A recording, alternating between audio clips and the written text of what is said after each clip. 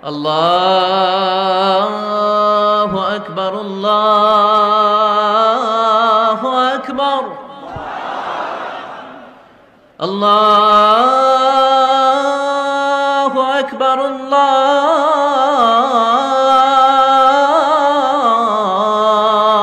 أكبر।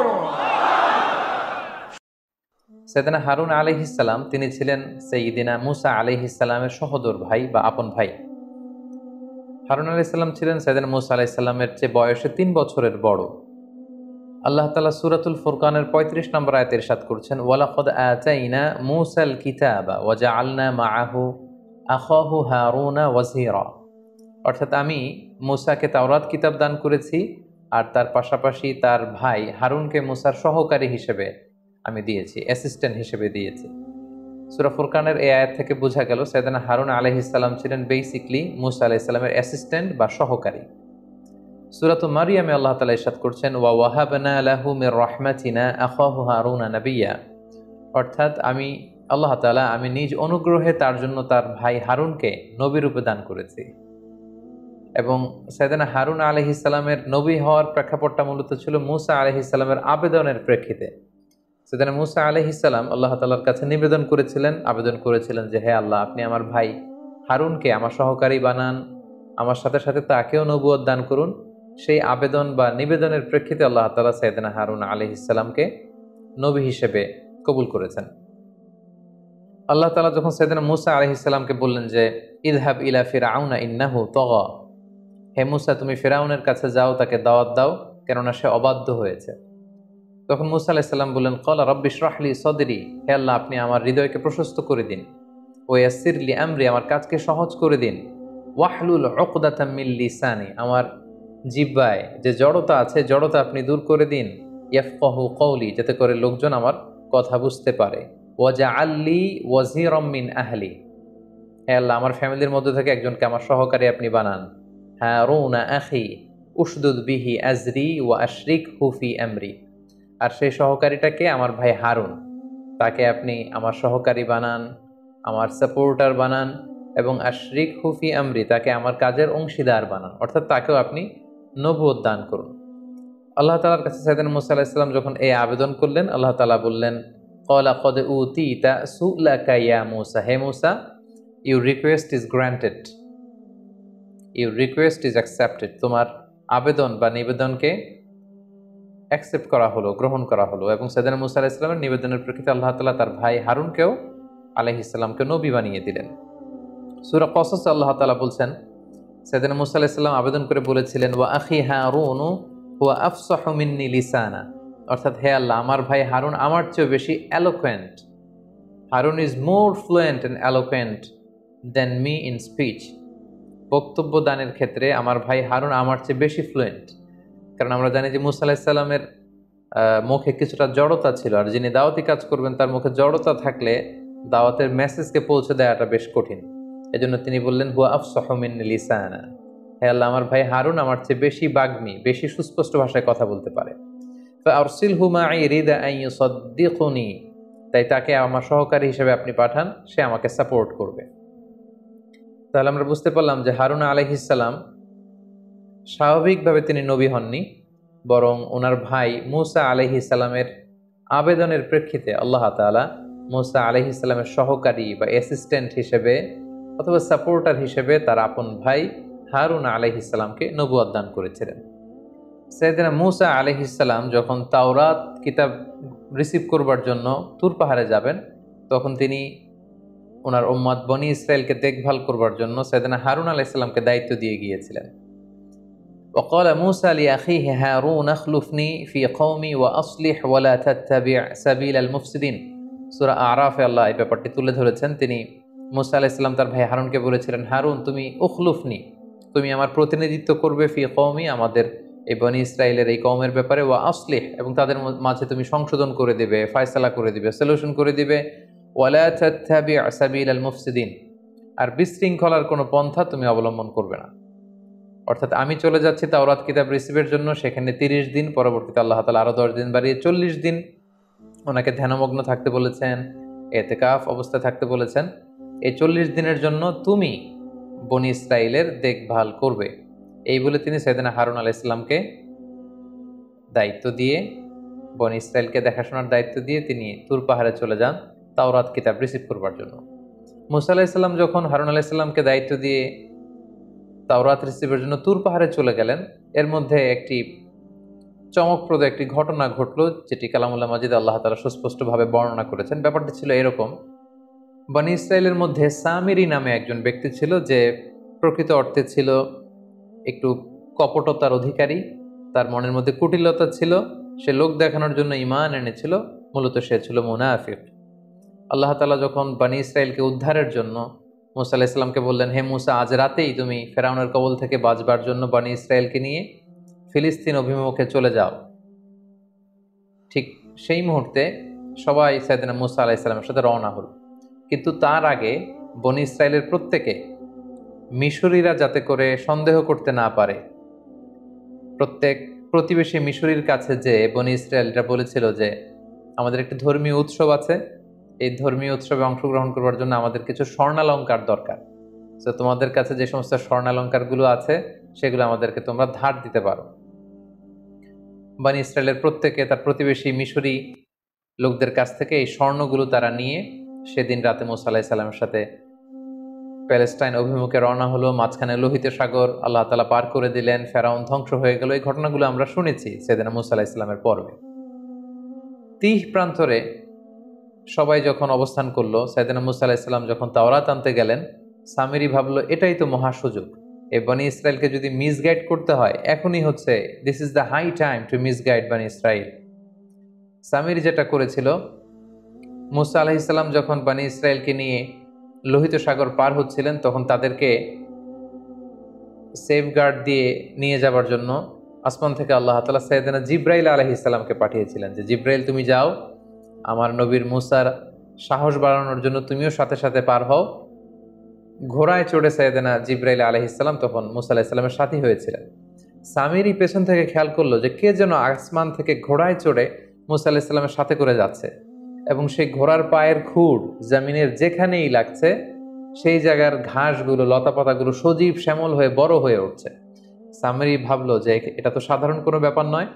ঘোড়ার পায়ের খুর যেখানে যেখানে লেগেছে সামিরি সেখান থেকে কিছু মাটি নিয়ে একটা ছোট্ট প্যাকেটের মধ্যে রেখে দিয়েছিল, এবং সে মনে মনে প্ল্যান করেছিল এই মাটি দিয়ে আমি কখনো কোনো সুযোগ পেলে বনি ইসরায়েলকে মিসগাইড করার চেষ্টা করব। তার সেই সময়টি, সুযোগটি যখন আসলো, যখন সামিরি দেখলো যে আমার কাছে সেই মাটিটি সংরক্ষিত আছে, আর মুসা তো এখন বনি ইসরায়েলের মাঝে নেই, তিনি তো তুর পাহাড়ে তাওরাত আনবার জন্য গিয়েছেন, তখন তিনি বনি ইসরায়েলদেরকে ডেকে বলতে আরম্ভ করলেন, হে বনি ইসরায়েল, তোমরা যে সেই মিশরীদের কাছ থেকে স্বর্ণালঙ্কারগুলো এনেছিলে, এগুলো তো তোমাদের স্বর্ণ নয়, এগুলো তোমাদের কাছে রাখা জায়েজ হবে না, এগুলো সব বিসর্জন দিতে হবে। আমি বিশাল একটি গর্ত করছি, সবাই এই গর্তের মধ্যে স্বর্ণগুলো নিক্ষেপ করো। আগুন জ্বালিয়ে স্বর্ণগুলোকে একেবারে মেল্টিং করে গলিয়ে স্তূপ করা হবে। আল্লাহর নবী মুসা আলাইহিস সালাম যখন ফিরে আসবেন, উনি ফয়সালা দিবেন এই স্বর্ণের ব্যাপারে কি হবে, কারণ এগুলো তো তোমাদের স্বর্ণালঙ্কার নয়, তোমরা কি করে তোমাদের কাছে এটা রাখছো। সামিরির কথা শুনে বনি ইসরায়েলের সবাই মিলে স্বর্ণালঙ্কারগুলো এনে এনে বিশাল গর্তের মধ্যে, স্তূপের মধ্যে ফেলতে আরম্ভ করলো। আগুন জ্বালিয়ে দেয়া হলো, স্বর্ণালঙ্কারগুলো গলাতে শুরু করা হলো। সবাই যখন ফেলছে, সামিরিও তখন হারুন আলাইহিস সালামকে ডেকে বললেন যে হে আল্লাহর নবী হারুন, আমার স্বর্ণগুলো আমি এখানে ফেলবো, কিন্তু শর্ত হচ্ছে আপনি একটু আল্লাহ তাআলার কাছে দোয়া করবেন যে আমার মনে যে ইচ্ছা, আল্লাহ তাআলা যেন ইচ্ছাটা পূরণ করে। হারুন আলাইহিস সালাম ভেবেছিলেন নিশ্চয়ই তার মনে কোনো ভালো ইচ্ছাই আছে, তিনি সরল মনে আল্লাহর কাছে দোয়া করলেন যে আল্লাহ, সামিরির ইচ্ছা আপনি পূর্ণ করুন। সামিরি তখন তার কাছে রাখা স্বর্ণালঙ্কারের সাথে ওই যে জিবরাইল আলাইহিস সালামের ঘোড়ার পায়ের খুর যেই মাটিতে লেগেছিল, ওই মাটির বালি সে স্বর্ণের স্তূপের মধ্যে নিক্ষেপ করল, এবং নিক্ষেপ করার সাথে সাথে সামিরি মনে মনে বলেছিল যে পুরো স্বর্ণালঙ্কার থেকে একটা গরুর বাছুর যেন উৎপন্ন হয়, এবং সে স্বর্ণালঙ্কার নিক্ষেপ করার সাথে সাথে সেখান থেকে পুরো স্বর্ণ থেকে একটা ছোট্ট বাছুরে রূপান্তরিত হলো, এবং সেই বাছুরটি হাম্বা হাম্বা রব শুরু করে দিল। সবাই দেখে তো অবাক যে স্বর্ণগুলোকে গলিয়ে ফেলা হয়েছিল সেখান থেকে বাছুর আসলো কোত্থেকে, আর এই বাছুরের মুখ থেকে হাম্বা হাম্বা রব আসলো কোত্থেকে। সামিরি বলল এটাই তো আমার বড় সুযোগ। সামিরি সবাইকে মিসগাইড করার জন্য বলল, দেখো মুসা আলাইসাল্লাম 30 দিনের জন্য সময় নিয়ে গিয়েছিল তুর পাহাড় থেকে তাওরাত নিয়ে আসবে। আজকে 40 দিন হয়ে যাচ্ছে, মুসা আসে না। সে তো আল্লাহকে হারিয়ে ফেলেছে। এর কারণ আল্লাহ তাআলা তো তুর পাহাড়ে নেই, আল্লাহ এখানে চলে আসছে। সামিরি বনি ইসরায়েলকে বলতে আরম্ভ করলো, দেখো, স্বর্ণ দিয়ে বানানো ছোট্ট বাছুরের ভেতর থেকে তো কখনো আওয়াজ আসার কথা না, কিন্তু এই বাছুরটি হাম্বা হাম্বা করে আওয়াজ করছে। সবাই অবাক হয়ে গেল। তখন সামিরি বলতে আরম্ভ করলো, এটাই তোমাদের রব? মুসা আলাহিসাল্লাম তোমাদের রব আল্লাহকে খুঁজে পাচ্ছেন না? এখানেই আল্লাহ তাআলা চলে এসেছেন, তোমরা এটার পূজা করো। সামিরের এই কথায় বিভ্রান্ত হয়ে বনি ইসরায়েলের হাজার হাজার লোক এই বাছুরটিকে পূজা করতে লাগলো। সাইয়েদনা হারুন আলাইহিস সালাম এখানে বাদ সাধলেন, তাদেরকে থামতে বললেন, কিন্তু কেউ থামলো না। বরং হারুন আলাইহিস সালামকে হত্যা করার জন্য সবাই চেষ্টা শুরু করলো। ঠিক এই মুহূর্তে সাইয়েদনা মূসা আলাইহিস সালাম আসলেন। এসে তিনি অত্যন্ত রেগে গেলেন। রেগে দেখলেন যে বনি ইসরায়েল তো মিসগাইডেড হয়ে গিয়েছে। তার ভাই হারুন আলাইহিস সালামের দাড়ি চেপে ধরলেন, চুল টেনে ধরলেন। দাড়ি এবং চুল টানতে টানতে তিনি জিজ্ঞেস করলেন যে, হারুন, তোমার কত বড় সাহস? আমি তোমাকে নবুয়তের দায়িত্ব আল্লাহর কাছ থেকে নিয়ে দিলাম এবং আমার পরবর্তীতে তোমাকে প্রতিনিধি করে গেলাম, আর তুমি কি করলে? তাওহীদের উপর প্রতিষ্ঠিত বনি ইসরায়েলকে তুমি গোমরা করে দিলে। তারা কিভাবে এই মূর্তি পূজার সাথে সম্পৃক্ত হলো? জবাব দাও। সাইয়েদনা মূসা আলাইহিস সালাম অত্যন্ত রেগে গেলেন। সাইয়েদনা হারুন আলাইহিস সালাম বললেন, প্রিয় ভাই, আপনি আমার দাড়ি ধরে টানবেন না, আপনি আমার চুল ধরে আমাকে অপমান করবেন না। আমি তাদেরকে বলেছি, তারা আমাকে হত্যা করতে উদ্যত হয়েছে। আমাদের বনি ইসরায়েলের মধ্যে যেন দলাদুলি না হয়ে যায়, এজন্য আমি খুব বেশি বাধা দেইনি। আপনি এখন ফয়সালা করুন। এই পুরো ঘটনাটি আল্লাহ তাআলা কালামুল্লাহ মাজিদের সূরাতুল আরাফের মধ্যে, সূরাতুত তাহার মধ্যে আল্লাহ তাআলা উল্লেখ করেছেন। আল্লাহ তাআলা বলছেন, ওয়ালাকাদ ক্বালা লাহুম হারুনু মিন ক্বাবলু ইয়া কওমি ইন্নাকুম ফুতিনতুম বিহ।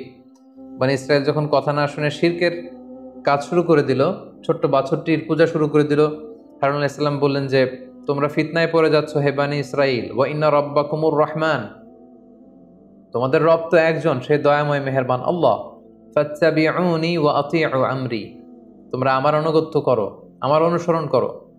তখন বনি ইসরাইল বলল, ক্বালু লান নাবরাহা আলাইহি আকিফিনা হাত্তা ইয়ারজিআ ইলাইনা মূসা। না হে হারুন, আমরা থামবো না যতক্ষণ না তোমার ভাই মূসা তাওরাত নিয়ে না আসে, আমরা থামবো না। সাইয়েদনা মূসা আলাইহিস সালাম অত্যন্ত রেগে গেলেন। ওয়ালাম্মা রাজাআ মূসা ইলা কওমিহি গাদবানা আসিফা, প্রচন্ড রেগে মেগে আগুন হয়ে তিনি এসে তার ভাইকে ধরলেন এবং বললেন, ক্বালা ইয়া হারুন মা মানাআকা ইয রাআইতাহুম দাল্লু, তুমি চাক্ষুষ, তোমার চোখে তাদেরকে গোমরাহ হতে দেখে ওদেরকে আটকালে না কেন? আমি কি তোমাকে দায়িত্ব দিয়ে যাইনি? সাইয়েদনা হারুন আলাইহিস সালাম বললেন, ইন্নী খাশীতু আন তাকুলা ফাররাকতা বাইনা বানি ইসরাঈলা ওয়া লাম তারকুব কওলি। হে আমার ভাই, আমি তাদেরকে নিষেধ করেছিলাম, কিন্তু তারা আমার কথা শোনেনি। আমি খুব বেশি তাদের সাথে কনফ্লিক্টে জড়াইনি, কারণ আপনি হয়তো এসে বলতে পারেন যে, আমি তোমাকে বনি ইসরায়েলের দায়িত্ব তোমার কাঁধে দিয়ে গেলাম, আর তুমি এই পুরো জাতিগোষ্ঠীকে ঐক্যের মধ্যে সমবেত রাখতে পারলে না, তারা বিচ্ছিন্ন হয়ে গেল তোমার কারণে। এই ভয়ে বনি ইসরায়েলের ঐক্য যাতে নষ্ট না হয়, আমি শিরকি কাজ দেখেও তাদের সাথে বিরোধে জড়াইনি। সম্মানিত সুধী, ঠিক এই প্রেক্ষাপটের মধ্য দিয়ে সামিরির এই কূটচাল এবং কূটতৎপরতার মাধ্যমে সর্বপ্রথম এই পৃথিবীতে গোবৎস পূজার এই প্রেক্ষাপটটি তৈরি হয়। এবং তারপর থেকে আমরা জানি যে পৃথিবীর নানা ধর্মে, নানা জাতিগোষ্ঠীর মধ্যে গরুর পূজা বা গরুর বাচ্চার পূজা, গোবৎস পূজার বিভিন্ন রীতি বা রেওয়াজ কিন্তু আমরা দেখি। সাইয়েদনা মূসা আলাইহিস সালাম অত্যন্ত রাগান্বিত হলেন। সামিরিকে তিনি শাস্তি দিলেন। তিনি সামিরিকে বললেন যে, হে সামিরি, তোমার জন্য আল্লাহ তাআলার পক্ষ থেকে শাস্তি হচ্ছে যে কিয়ামত পর্যন্ত তুমি বলবে লা মিসাস। অর্থাৎ কেউ যখন সামিরির কাছে যেত, সামিরির গায়ের মধ্যে হাত দিলে সামিরির গায়ের মধ্যে জ্বর চলে আসতো, অথবা সামিরি কাউকে টাচ করলে সামিরির গায়ে জ্বর চলে আসতো। সাইয়েদনা মূসা আলাইহিস সালাম সেই স্বর্ণ দিয়ে তৈরি বাছুরটিকে টুকরো টুকরো করে সাগরের মধ্যে ভস্ম করে জ্বালিয়ে ভাসিয়ে দিলেন এবং সামিরিকে বললেন যে, কিয়ামত পর্যন্ত তোর শাস্তি হচ্ছে আমার এই তাওহীদের উপর প্রতিষ্ঠিত বনি ইসরায়েলের মধ্যে শিরকের বীজ রোপণের কারণে, শিরক ছড়িয়ে দেওয়ার কারণে তোমার জন্য শাস্তি হচ্ছে। কিয়ামত পর্যন্ত তুমি বলবে লা মিসাস। সে কারোর সাথে বসতে পারতো না, কারোর সাথে উঠতে পারতো না, কারো গায়ের সাথে সামিরির গা লাগলেই সামিরির গায়ে জ্বর চলে আসতো। সামিরি কাউকে টাচ করলেও তার গায়ে জ্বর চলে আসতো। মৃত্যুর আগ পর্যন্ত এই শাস্তি আল্লাহ তাআলা সামিরির জন্য অবধারিত করেছিলেন। এবং যারা সামিরির সাথে একাত্মতা পোষণ করে বনি ইসরায়েলের মধ্যে শিরকে উস্কে দিয়েছিলেন, তাদেরকে আল্লাহ তাআলা মৃত্যুদণ্ড দিয়েছেন। এবং আল্লাহ তাআলা যারা সামিরির কথায় কান দিয়ে শিরকে লিপ্ত হয়েছিল তাদেরকে মৃত্যুদণ্ডের শাস্তি দিয়েছিলেন। আল্লাহ তাআলা বলেছেন ফাকতুলু আনফুসাকুম, তোমরা নিজেরা নিজেদেরকে হত্যা করো, এই হত্যার মধ্যে দিয়ে এই পৃথিবীতে তোমাদের প্রায়শ্চিত্ত হবে এবং এই পৃথিবীতে তোমাদের এই শাস্তি দেয়া হলো। সম্মানিত, শুধু ঠিক এইভাবে সাইয়েদনা মুসা আলাইহিস সালামের অনুপস্থিতিতে সাইয়েদনা হারুন আলাইহিস সালামকে যখন দায়িত্ব দিয়ে মুসা আলাইহিস সালাম তাওরাত কিতাব আনতে গিয়েছিলেন, ঠিক তখন বনী ইসরায়েলের মধ্যে সর্বপ্রথম গোবৎসের পূজায় পৃথিবীতে শুরু হয়। সম্মানিত সুধী, গত পর্বে আমরা মুসা আলাইহিস সালামের ব্যাপারে বিস্তর আলোচনা শুনেছিলাম। মুসা আলাইহিস সালামের ব্যাপারে আল্লাহ তাআলা অনেক অনেক ইনফরমেশন আমাদেরকে জানিয়েছেন, কিন্তু তার বিপরীতে তুলনামূলকভাবে হারুন আলাইহিস সালামের ব্যাপারে যে কয়েকটি প্রেক্ষাপট এবং ঘটনা প্রবাহ আমি আপনাদের সামনে তুলে ধরলাম, এগুলো ছাড়া আর কোনো কিছুই আল্লাহ তাআলা আমাদের জন্য তুলে ধরেননি। তাই আমরা সরাসরি এখন হারুন আলাইহিস সালামের সংক্ষিপ্ত জীবনী থেকে আমাদের জন্য কি কি শিক্ষা রয়েছে সেদিকে চলে যাব। প্রথম যে লেসনটি আমরা হারুন আলাইহিস সালামের জীবনী থেকে পাই সেটা হচ্ছে দাওয়াতি কাজে বাগ্মিতা খুব জরুরি।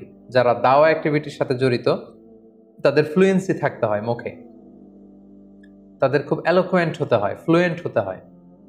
কারণ মুসা আলাইহিস সালামের মুখে জড়তা থাকার কারণে তিনি আল্লাহকে বললেন, আল্লাহ আপনি যে ফেরাউনের কাছে যে আমাকে দাওয়াত দিতে বলছেন, এত বড় রাজা, এত বড় কিং, তার আশেপাশে তার সভাসদ বর্গ, তার সৈন্য সামন্ত, এই বিশাল রাজ দরবারে যে আমার তো মুখে জড়তা, আমি কি করে এই সুন্দর করে তাওরাতের কথা আমি পৌঁছাবো?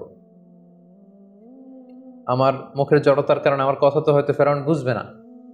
এজন্য আল্লাহ তাআলার কাছে তিনি আবেদন করেছিলেন যে আখি হারুন আফসাহু মিন্নি লিসানা, আমার চেয়ে আমার ভাই আরো বেশি সুন্দর গুছিয়ে কথা বলতে জানে, আমার চেয়ে আমার ভাই আরো বেশি ফাসিহ, অর্থাৎ খুবই বাগ্মী, এলোকুয়েন্ট, ফ্লুয়েন্ট, তার মুখে কোনো জড়তা নেই।